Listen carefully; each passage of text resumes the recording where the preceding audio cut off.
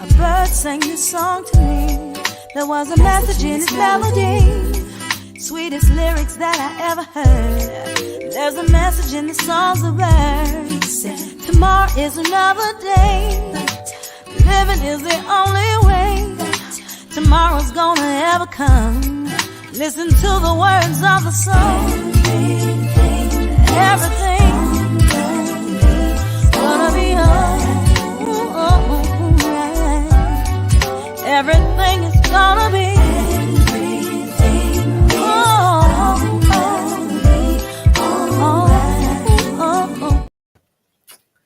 Greetings and welcome to the A Sip of Inspiration podcast. I want to thank everyone who's listening to this or looking at this now or even later. I want to thank you for taking time out in your busy schedules to actually give us a look, because I promise you that you're going to find some nugget, something that you can use in order to change your life. I am Stephanie Wilson-Coleman, known as the Empowerment Doctor. And if you're watching this, you're watching us live either on YouTube or Facebook or Twitch. And thank you for joining me live. I want to encourage you all to visit the website, champagneconnection.com. That's Champagne, CHAMPAGNE, like it says under my name, and connection. And you will find all the other previous episodes. You'll also find some merchandise and some free information that you can actually use too to change your life. So if you do that for me, I would be happy. And so would my media coach. I always say that I have to remember to pitch that because I always forget. So I'm so excited about the guest. So joining me today is Elizabeth Jane. And our topic, as you see, is unlocking your ultimate life. Now, I'm going to read a little bit about her bio, and then I'm going to turn it over to her so she can tell us something else that we don't know in these short 2-3 sentences, but I wanted to get us started. So Elizabeth is passionate about people and loves them feeling great for life. She lives in Sydney, so this is really important. So it's not like she's sitting in Chicago with me, but it feels like it, okay? But she's all the way from Sydney, and she lives with her 4 adult children. She graduated with a commerce degree and later completed a diploma in education. Today, she is an active mentor and spokeswoman. She also spends her time enjoying yoga and meditation, painting, writing, traveling, and cherishes time with her family. So welcome to A Sip of Inspiration, and thank you for taking the time out of your busy day and life, especially with 4 adult children, to be with us today. Oh, thanks, Stephanie, for that lovely introduction. Thank you for having me. Yes, it's great to be here. Yeah, and this connection all the way from Sydney. This is wonderful, guys. I have got to get to that part of the world to see you. So I have some questions, as usual, a whole lot of questions. I'm just one person who asks questions. But tell us something about your journey. And how did you decide becoming a mentor spokesperson for women was the thing for you? Well, Stephanie, I always enjoyed uplifting people, and I went through an unexpected divorce. You know, like my quick backstory for your listeners and viewers is that I married young. I had a 25-year marriage, 4 children. And then an unexpected divorce came along, and it was very, very traumatic because I had, over the 25-year period, I had lost myself in as much as I love being a mother and a wife, I'd lost myself in those roles. And when the children were adults and the relationship was over, I looked at myself and I thought, well, what happens now? You know, what's my purpose? Because I had really lost myself in my children and my relationship. And so I was looking around everywhere for a manual to help me uplift from a very bad place, Stephanie. And there was just nothing that was working for me. And thankfully, I threw myself into journaling about how I felt and painting. And I started to have time out of the hustle and bustle, and I started to get some tools together to help me feel better, because life's too short. We want to all feel good, and there's a lot of challenges out there in life. Yes. Whether they're relationship-based challenges, financial challenges, or health challenges. Some people have got all three. And Right. And the tools in my book that I had published last year do help with, they're tools and tips and techniques that you can, easy to use, that you can apply to help you through any of life's challenges. So when you started to journal, a lot of people are afraid to journal. I don't know why. I don't know if it's the getting just down to the soul, or they probably just don't know what to say. So what were some of your earlier journals like? So I think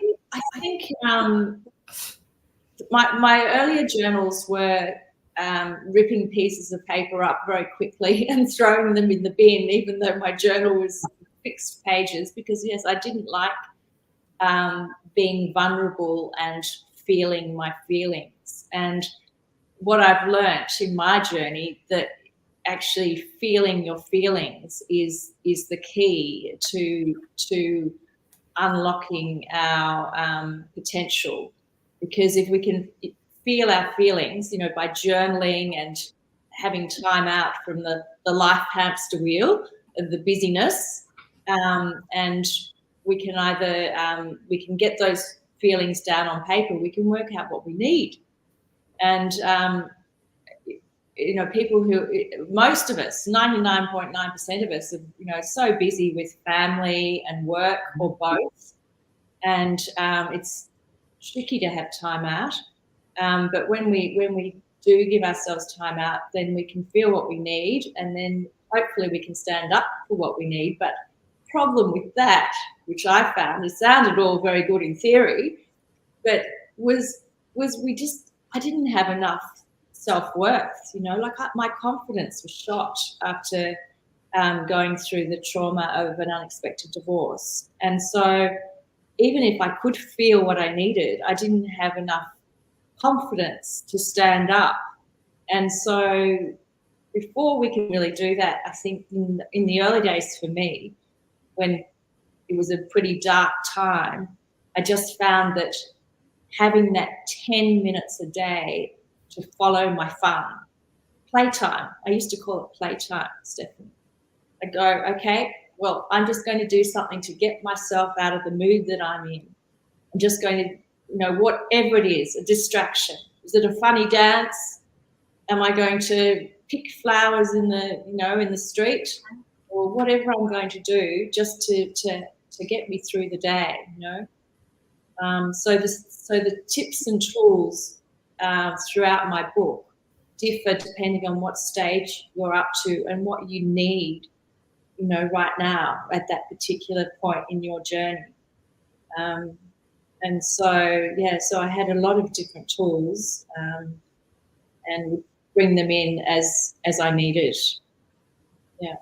Mm-hmm. So there are a lot of ways to journal too. So do you have any ways to journal that you like in particular, or do you just do what your mood is saying to you at that time? Well, I think the key for me, was just to write down what wanted to come out. Okay. So no rules. It's really no rules, playtime, don't care what people think, just get your pen out. It's just a journal for you. Doesn't matter what hits the paper, no editing needed, just throw it down. And that was the same with my painting, actually. I had no rules. I had never painted. The trick was, Stephanie, I'd never painted at school. I went into my first art class in May 2019, and everyone looked like they were painting masterpieces. And I was about to run out and put just because I just felt so intimidated with the level of painting that was happening around me. And because my teacher not knowing what to do, my teacher had bought my canvas and all my paints, and I just didn't listen to the noise in my head, because the noise in my head was saying one thing, but I really wanted to give this a go. But the noise in my head was saying, you're going to look like the circus clown. You know, you don't know how to paint. You don't even know how to draw. But once I could just sort of put that noise to the back of, just ignore the noise of my, monkey mind, or, the negative thoughts that were trying to sort of be heard. That's when I sort of got into my painting. And likewise with my journaling, I just literally wrote down everything that came into my head. So what made you choose painting? Because that's really interesting. It's like, yes, well, it was actually my 4 children. It was a Christmas present. My children had gave me a voucher to go to what we call in Australia, I don't know if you have them in America, cork and canvas classes. okay. You take along a BYO bottle of wine, and you have a few savouries, you bring a few friends, and you all they have an artist out the front teaching you how to paint a palm tree. And at the end, I thought I was just going to draw a smiley face on my canvas, because I didn't know how to draw palm trees, and I just wanted to talk to my friends. But eventually, after a glass of wine, I sort of gave the palm tree a go, and then at the end of it, my girlfriend said, well, you're pretty good with your palm tree. I think you should have some lessons. So, and then what happened was COVID hit. So I had very limited group lessons, and then I found that I was painting all alone, and using acrylics and oils and watercolors and doing all sorts of things. And then I realized an even stranger thing, a synchronicity that happened to me, was I was going, why am I painting this? I'd be painting an abstract, and then I'd be painting something totally different. And then I realized that the paintings were reinforcing the tools talked about in my book. Fantastic.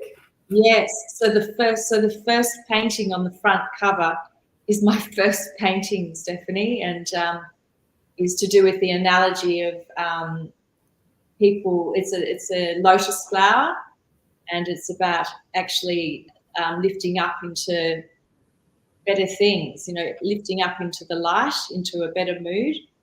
And then all the other paintings came through and were slotted into my book. So, yeah. That's fantastic. It's like, and I'm sitting here thinking, oh God, I should probably try painting, but God, I don't paint well, but just to see what comes up and comes out, this is just exciting. So how did your book start to let you know that it needed to be born? Well, I think what happened when I started journaling, and then I had a few girlfriends and close friends going through similar situations where they were being challenged with going through divorce or health issues. And they could see that I was making progress from the pretty low position that I was in, the traumatic times, because initially I was in a lot of shock. I had grief. It was a roller coaster of emotions. I had, the victim mentality, the shame and the blame and the anger, all. And as I started to sort of journal, that helped me to process how all these emotions.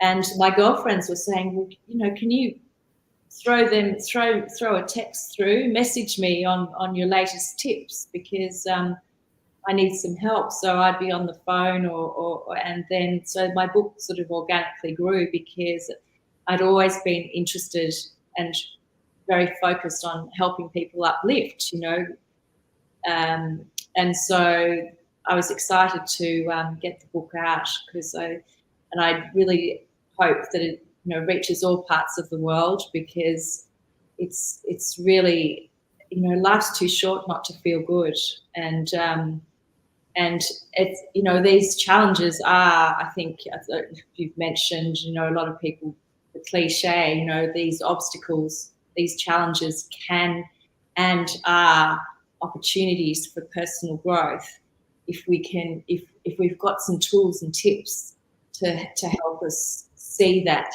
Because when it's really dark, telling someone, oh, this is an opportunity. This is an opportunity. You feel like, pushing the person over, don't you think?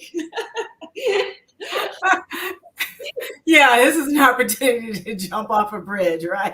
And you're saying, oh no, this is an opportunity to get your. So it's very hard, at the time.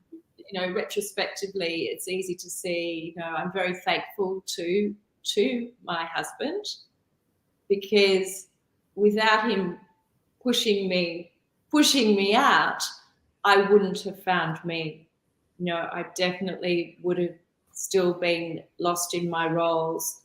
And, we're all on this planet to express ourselves, to step into our authenticity and to, power up, be who we want to be. So when you first started painting and the paintings were looking pretty good, did you ask yourself, what took me so long? Well, it was actually quite strange, because I had, my self-confidence was shot, and I really didn't expect to see what I saw on the canvas. And it was lovely to see, it was unexpected, and it was exciting to find that part of me that could do something so totally different, so something so creative that was just totally unexpected. Was your family shocked?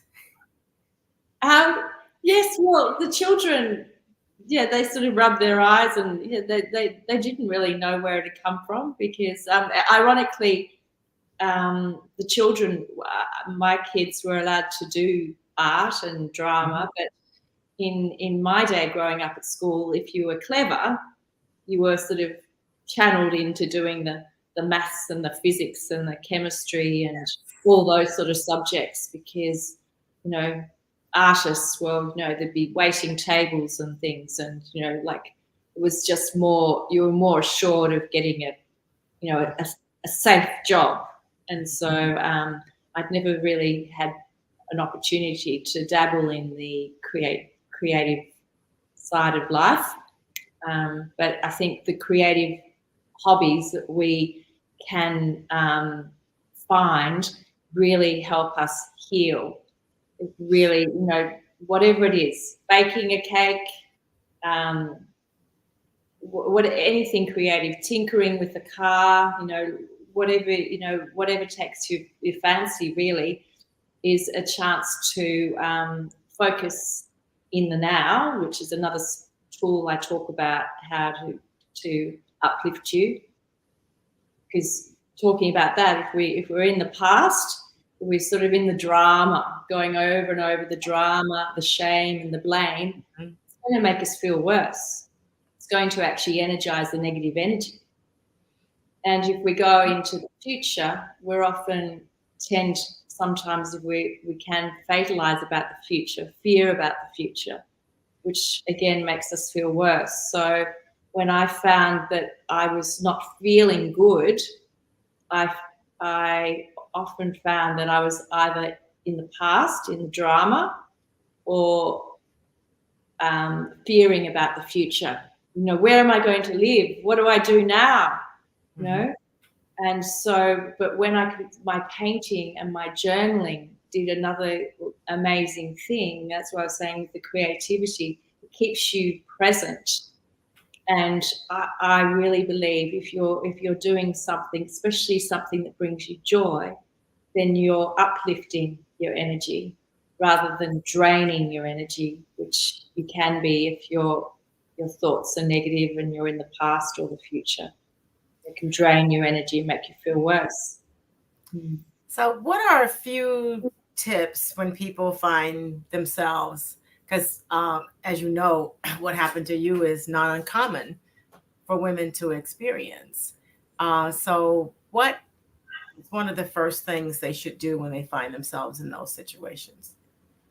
Okay, so I really believe in the immediate time when you're really, really feeling down. And I must say that I'm not a health professional or a medical doctor. So please, if any of your viewers or listeners, please seek medical advice, because this is just from my experience of what worked for me and has worked for a lot of my friends and people who've read my book. So initially, playtime. When times are dark, just ring a friend, an uplifting look. Seek out your supportive friends and family. Mm-hmm. Seek out, distract yourself. Distract yourself with something that you enjoy. So whether that's even as simple as taking a cold shower, or a hot shower, just anything that snaps you out of your mood, and can help. That's the initial stage. But then the next stage, when you're sort of ready for something more, is the reflective, quiet time. And why I say in my book, time out of the off the life hamster wheel, and to have quiet time, is if we don't stop, if we're always busy juggling things, if we don't stop, we can't feel our feelings. Charlie Chaplin's quoted in my book, Stephanie. The problem with humanity is they think too much and they feel too little. And so we need to feel how we feel so we can work out what's working, what's not.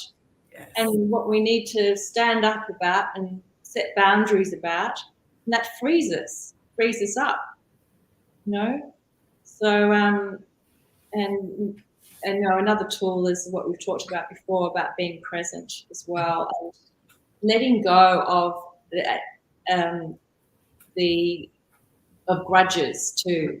Being gratitude and forgiveness. Fake it until you make it. That's what I say. Fake it in the early days when you have got that grudge, or you're very angry about a person in your life that's caused you grief. It's very hard to be forgiving, and that doesn't mean condoning their behaviour. But if we can fake it until we make it, it does open our hearts, and it does allows us not to be brought down by these heavy emotions. We really need to be able to let these emotions move on to feel good. Yes, like I always say, when things come up in meditation, you don't have to embrace them. You can just let them float through and they'll leave, Yes. Well, I think, like, I don't know, some of my friends say, you can't just, can't do the bypass, you can't just go, oh, I'm just going to just drift off in my beautiful, relaxing meditation and just totally bypass how I'm actually feeling. Because I think these difficult emotions, as we call them, the unpopular ones, the grief and the shame and the blame and the anger, they really have to be acknowledged. And I talk about this as the ABC of me tool in my book. Mm-hmm. Acknowledge, allow, and accept how you feel. Acknowledge, allow, accept how you feel. Why do we have to do that? It sounds very boring, but why we have to acknowledge, allow, accept how we feel is so we can work out what we need. And then B is the boundaries, and C is the communication of the boundaries. It would be just great to go straight to C, but we have to do the A, B, and C to be free. Yeah, I haven't thought of that one, but that's... Yeah, yes. Uh, Bring ourselves up. so when you're in meditation and you're acknowledging it, do you find that when you finish, the issues that you thought you wanted to communicate or talk about have changed, or they've resolved themselves? That's very interesting. Often they do, and I didn't understand that a couple of years ago. I wouldn't have understood how a meditation could help my problems be less, or dissolve. How could that happen? I mean, really, like relaxing music or a meditation couldn't possibly do that. But what it does is it I believe it lifts your understanding of your problem. It gives you a higher, a better, a new perspective on the issue at hand, and it allows you to problem solve it much, much more effectively. And my grandmother used to say that sort of thing. Einstein said that sort of thing, and my grandmother said that sort of thing but in different words, of course. Mm-hmm. So, my grandmother would say, "Oh, you're feeling bad, sleep on it, and you'll feel better in the morning."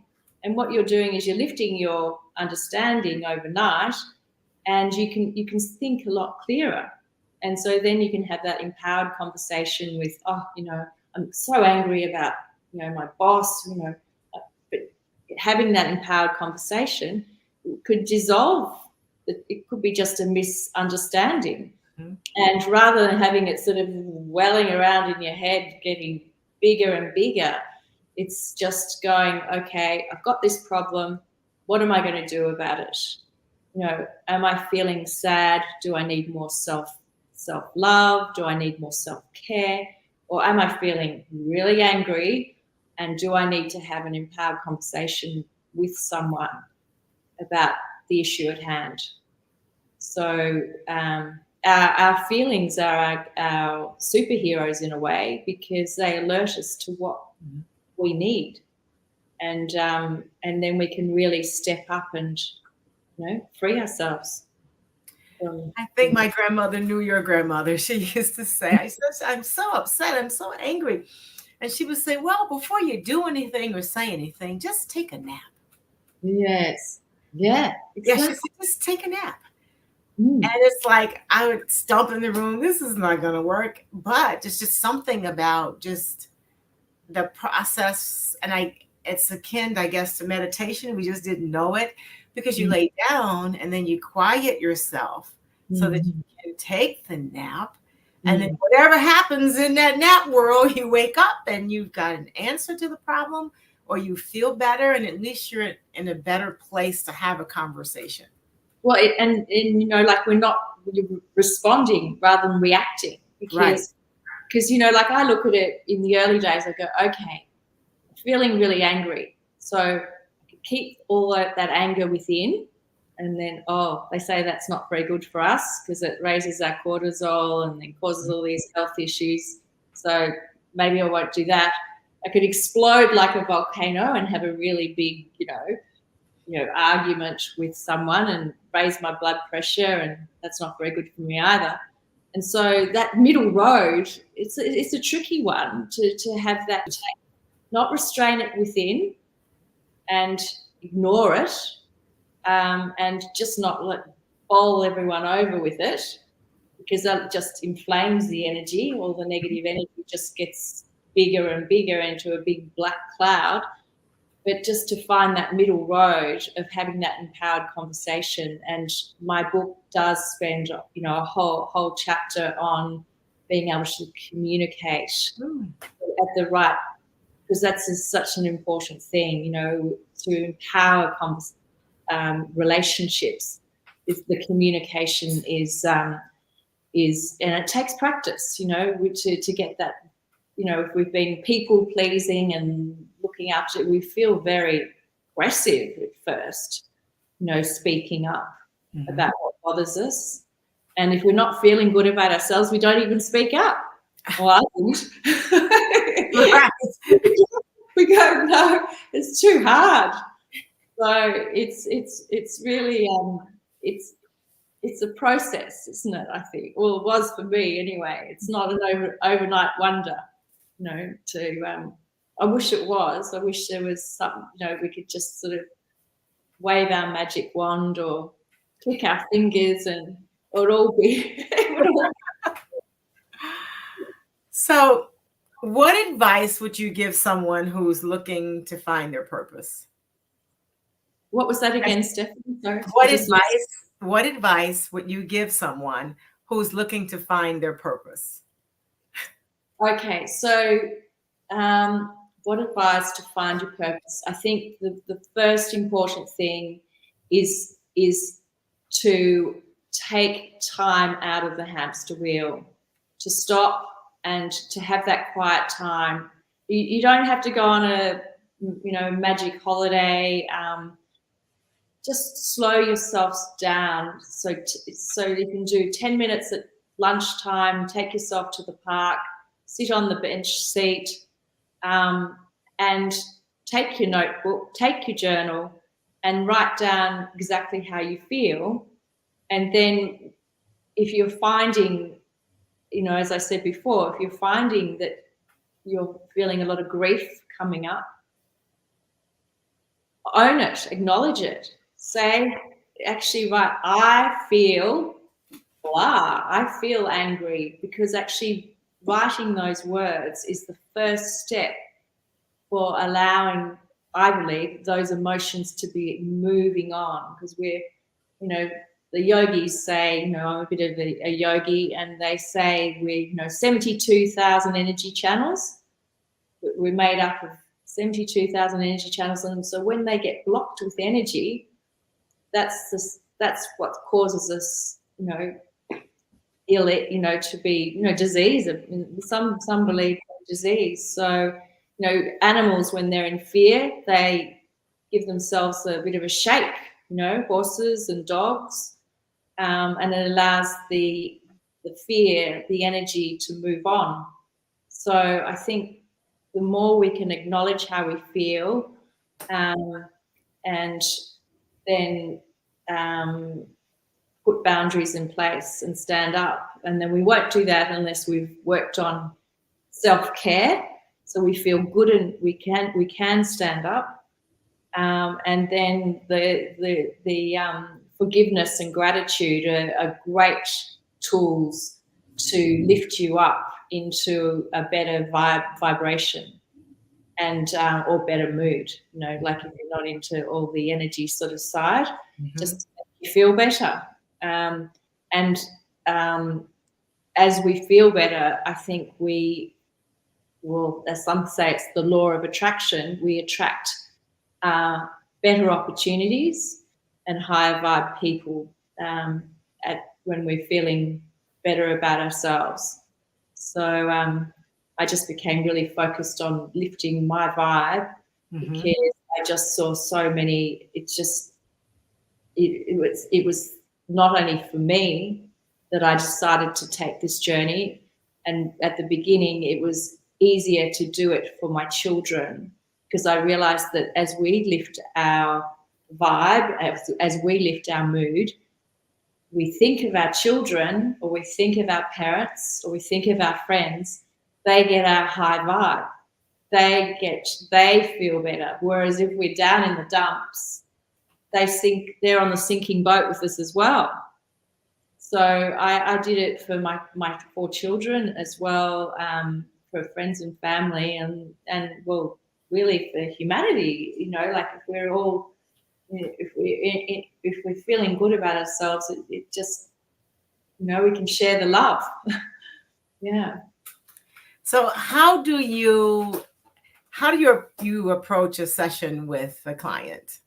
Because this sounds incredibly exciting, because there's painting, there's everything in this. It's like, this is going to be just the best session ever.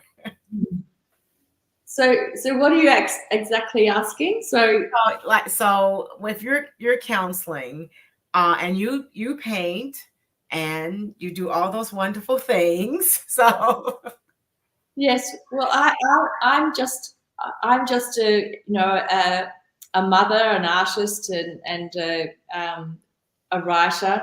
Okay. But I'm just not really, it's not my job. I'm just sharing my story because I know the tools will help others. I did actually work for 10 years volunteering I'm a primary school teacher, amongst other things.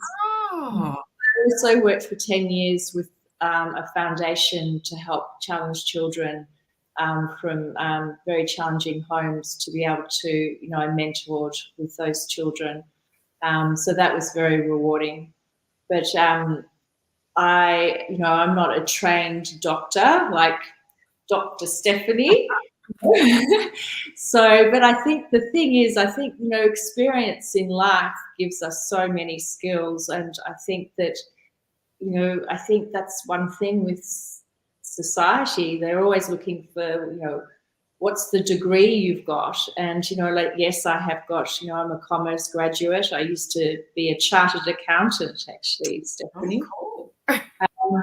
And then a primary school teacher. But, I think that having experience with life and we learn so much. And when we can share that, it's just so worthwhile to help people feel better. Yes, it is. And the way we seem to be moving today in the society, it's people are feeling pretty badly, and we don't take time to journal. We wait till things aren't going well to check in with ourselves. And I believe we should check in with ourselves all the time so you don't hit that bump. Not saying you're never going to hit bumps, because you're going to hit bumps. Yes. But we don't seem to know what's in here on a regular basis. So when people are looking for their purpose, that's all over now. Everyone's looking for their purpose. What advice would you give them to help find their purpose in life? Well, I laugh because I don't think we ever have more. I think we have more than one purpose. And we look for one thing, and that may not be it. Well, I don't know. Look, this is just my sort of theory, is that, because this purpose idea is thrown around the world at quite a rate. And I feel it's quite simple, Stephanie. Cool. I think it's all about lifting your joy, your happiness factor, and letting go of everything that's not joy and love, letting it go, so as you can radiate joy and fun and love and uplift others. And so, I think it's really simple. I think, if we can follow our joy and bring joy to others, what could be better than that? To be able to bring more joy to the world. I mean, find a better purpose. I can't think of one. Yeah, I agree. I think that's why we're here, is to experience the happiness and the joy, and even to take time to, I guess, relax or debrief from things that aren't so happy or aren't, that we call not good. When at the end of the day, I don't know, I can't remember who says it, but just call it all joy and move on. Well, I mean, we have to be, it's very hard when, as there's so much trauma and so much challenge going around the world at the moment, it is very difficult sometimes to find joy in a joyless place. And I just want to acknowledge that, it's people, when they're in a really bad situation, it's really takes a lot of vulnerability and a lot of courage to actually, and a lot of focus and a lot of determination, because life, it can throw curveballs, pretty big ones. Yeah. It really can. And I don't want everyone who knows me know that most of those curveballs have been thrown in my life. So I don't think there's anything left for your life. So Mhm. it's like, because I was homeless and divorced, and the husband stole everything else, and then my son was murdered. So I've gotten all the curveballs over here. Well, But I do think that we have to, as you said, we do have to take time to to just reflect on what went well. We do, because all that other stuff is, I think the trauma is so heavy till I think if we're not careful, like you said, that's where we'll live, is in the trauma. mm, And yeah, we have to sort of sit back and allow the joy to have a seat, and yes, let the joy have the front seat, because things happen to people, and things happen that we didn't ask for. yes. Well, I think the thing is, my grandmother's getting a bit of a mention here tonight, but spilt milk. The past is spilt milk, isn't That's it? right. Stephanie, we can't do, if we hang with the past, we're going to be pulled down, and we're not going to be pulled up into joy and love. We're going to be pulled down into more misery, and we're going to feel worse. So I think the thing is, you just have to look, really focus and say, okay, I'm going to stick to things that make me feel good and let go of the things that are hurting me. I went past a children's bookstore it was about 3 weeks ago, and there was a book in the window, and it read, "When things aren't going right, go left." I thought, so simple. Just Very let simple, yeah. just go left. Choose something else. Choose a better thought. The problem is when we're so busy, when we've got all these thoughts going around. Apparently, we've got 60,000 thoughts a day and 30,000 conscious or unconscious decisions we make. Right. And so we've got all these thoughts going around. It's just so important. We don't register them because they're all in our conscious. That's true. But most of them, unfortunately, are negative. There's a little voice saying, you can't do that. You're hopeless at that. What are you thinking? And they're just all making you feel bad. So the only way to get out of that mode, I found, was when I was focusing in the power of now, in the now, and that sort of calmed down the little monkey mind and allowed myself to have time to focus on the present. So, I was reading some research recently that when they talked about the thoughts and the negative thoughts, 96% of what we think is going to happen that's bad never happens. yes, So I said, oh, good. Thanks for letting me off the hook, because I don't have to worry about the rest of it. So, that's right. So yeah. we just have to sort of remind ourselves that, and it's hard when you're in the moment because like I'm not the perfect one. I'm always fearing about things, that concocting thoughts in my head about what could possibly happen, and it's very easy to do that. It's yeah. It is, and our mind is so active, and especially when you're so creative, it's like you find a lot of things can happen. So where can the audience find your book?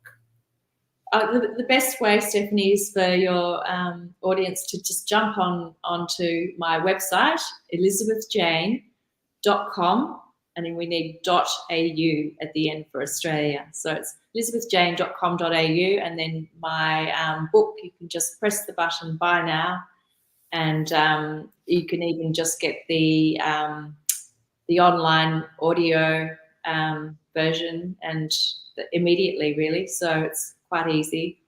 and take steps to feeling good. Yes. Yes, and remember that's elizabethjane.com.au, okay? Because she is in Australia, so don't say I couldn't find her because it was elizabethjane.com. No, .com.au. Remember that. That's important. And if you forget, just let me know. Send me. You guys know how to reach me, and I will remind you of what that website is, because I think that these are great techniques. So when you're mentoring people and you have this plan for them, how do you convince them to do some of this stuff? Because sometimes people are kind of reluctant. Yes, well, I think that's a very good question, Stephanie. Sometimes I drag them down to the beach. I love that. I love that. Right. Or I turn up the radio. Like, just, I think, be a child. I haven't mentioned this, but be a child.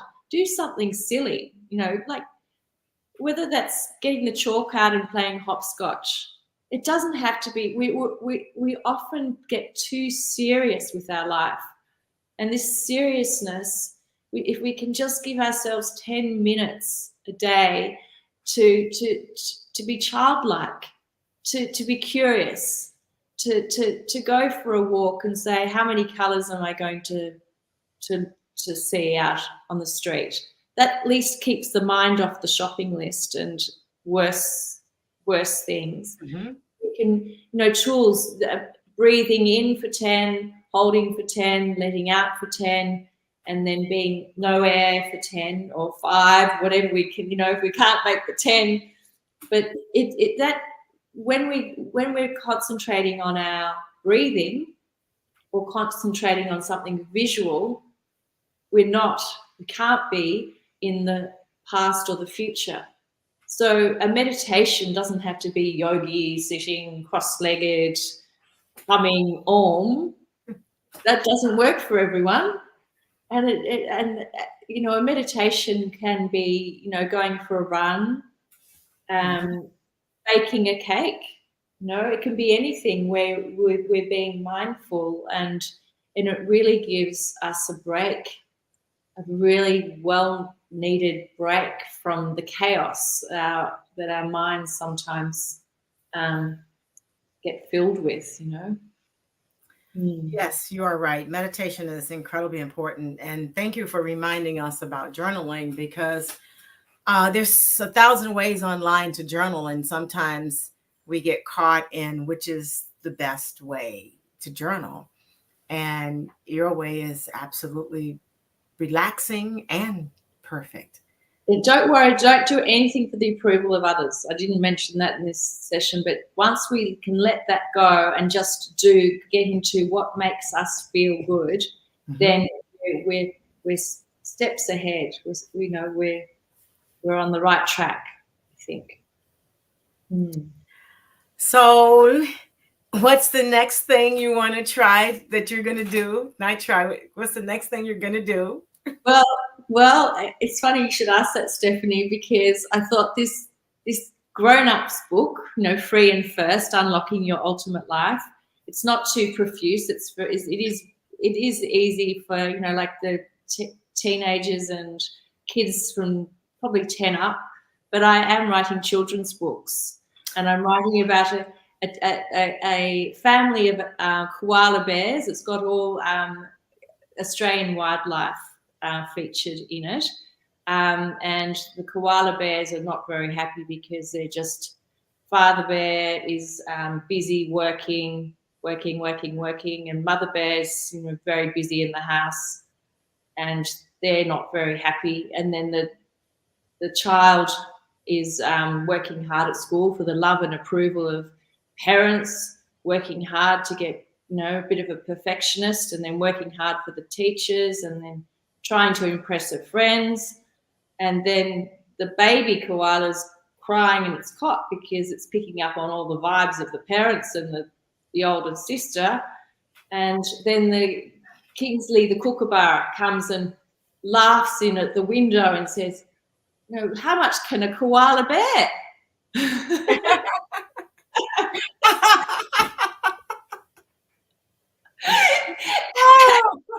So then the kookaburra comes up and says, look, I'm going to come and sing. You have to listen to my singing every morning, and comes up with all these tools. And the koala family move from not feeling good street to from grumpy street, I should say, to feeling fine street, which is in the eucalyptus trees in the Australian countryside, out of the city, out of the grind of working too hard, and into more sort of more relaxed. Yeah, that sounds exciting. I can't wait for that one. That sounds exciting. And the intro to that is actually going through. It's a rhyming book, because you know how like children like to think that they're reading a book. Yeah. So if it rhymes, they've got a good chance of being able to feel that they can read it. And it's introducing the Australian animals and how we really need to look after our animals, because we're all animals, aren't we? Yes, we are. We're all animals. Yes. We are. And if you guys don't believe it, the internet lately has been telling us how much humans and gorillas are just alike. So yes. I think someone showed me gorillas in a spa, meditating in a spa. I don't know. I haven't actually. I've heard about it. I haven't seen that video, but it's going around viral about gorillas meditating out in nature. Amazing how similar we are. Yes, it is. It is. So your paintings, do you sell your paintings, or do you just keep them to look at them? Well, because I really follow exactly how I feel, and I don't, because I'm the leader of my life, because these are tools again that are mentioned in my book. I don't put any pressure on myself to. So at the moment, I've painted probably 13 of my first paintings are in my book. And then I've worked up to about 25, but then I've become more focused on the children's books. So the children's books came in to want to come out and be published. So that's probably where I'll be heading, although I am taking time out in Europe at the moment, because so who knows, I might be painting more with that, I think. Yes. This is exciting. I want to thank you for sharing your time with us today. I love your approach to meditation, to journaling. It's so simple compared to even what I was just reading this morning, and I think that is absolutely fantastic. I want to encourage everyone to go and get her book. It's elizabethjane.com.au for those techniques, because these are techniques that we all need so that we can live the life that we were created to live. And the happier we are, the happier the people around us will be. And it's amazing, because if we all did this, or the majority of us, you'd be surprised how contagious it would be. And we could change our societies and our worlds faster than we can imagine. So thank you for being here with us. Continue your painting and your writing. And I am excited about the children's books too. So you'll have to let me know when that's out, and we'll have to have you back so we can talk about that, because I'm excited about that one too. Oh, it's so lovely to talk to you today. And, because I think it's wonderful. You've got a wonderful platform, Stephanie, and I'm just so honored to be here with you today, because, you're doing a wonderful job uplifting the world. Thank you. We're going to get this world uplifted, I'm telling you. So, yes. So I want everyone that's listening to this, I want you to tell a friend. I want you guys to start to journal, okay? 10 minutes. Sit down with your favorite beverage. Just 10 minutes, Okay. And I want you to start to do that. And as I say, you'll be surprised how much your life would change. So with that, I want to remind everyone that may this day offer you just what you need in each unfolding moment. I want you to be inspired, and until further notice, just celebrate everything. Okay. Just everything. Do not go gently into that good night, but I want you to find a heel that is worth dying for, and I want you to take it.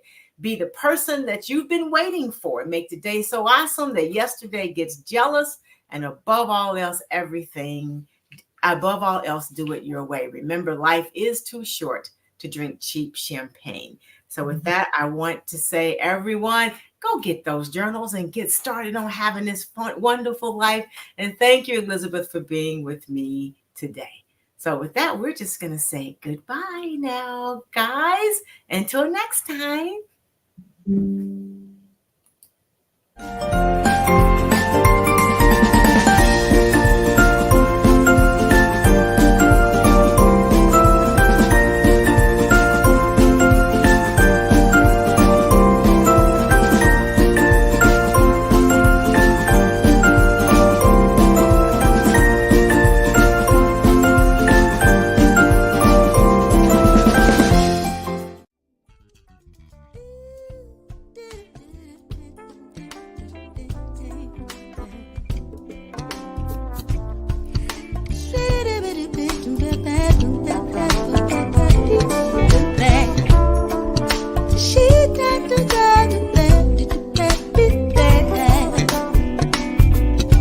Life's too short to drink cheap champagne, so I decided to buy me a better brand to taste with my